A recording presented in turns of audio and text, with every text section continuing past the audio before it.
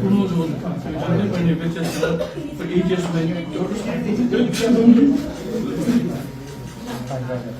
without any antibiotics nothing বলে যে এটা এখন আপনি গরম চেক দিবেন আমি কোথা থেকে গরম রেখেছি ওই যে না ওটা ব্যবস্থা হয়েছে। এভাবেই আয়নাঘরে কাটানো দুর্বিষহ ঘটনার বর্ণনা করছিলেন হুম্মাম কাদের চৌধুরী ও ব্যারিস্টার মীর আহমেদ বিন কাশেম আরমান।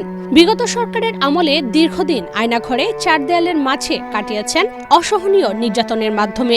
মৃত্যু পরোয়ানা মাথায় নিয়ে রাতের পর রাত কেটেছে বদ্ধ ঘরে। এই বুঝি ক্রসফায়ারে দেওয়া হবে, এই শঙ্কা বুকে নিয়ে কেটেছে দিনের পর দিন। ভবিষ্যৎ হোক নিরাপদ, বিনিয়োগ হোক বিশ্বস্ত, আর আমার পছন্দ সল্ট বে। ওয়েলকাম টু সল্ট বে। আর কখনো মুক্ত জীবনে ফিরতে পারবেন কিনা তা নিয়েও ছিল ঘোর শঙ্কা।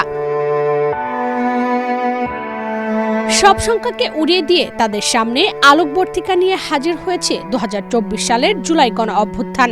শেখ হাসিনা সরকারের পতনের পর পরিবর্তিত রাজনৈতিক পরিস্থিতিতে মুক্তজীবনে ফিরেছেন হুম্মাম কাদের এবং ব্যারিস্টার আরমান।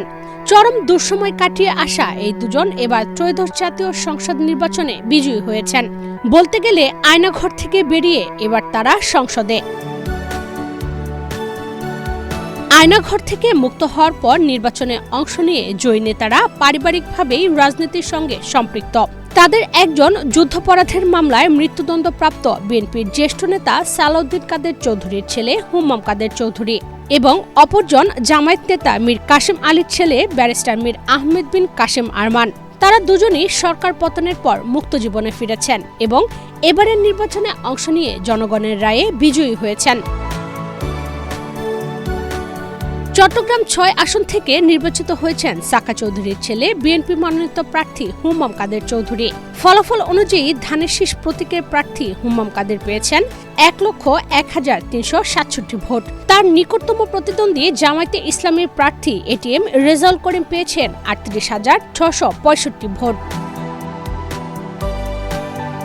অন্যদিকে ঢাকা ১৪ আসনে বিএনপির শক্ত প্রতিদ্বন্দ্বী সানজিদা ইসলাম তুলিকে হারিয়ে বিজয়ী হয়েছেন জামায়াতে ইসলামী মনোনীত প্রার্থী ব্যারিস্টার আহমেদ বিন কাশেম আরমান।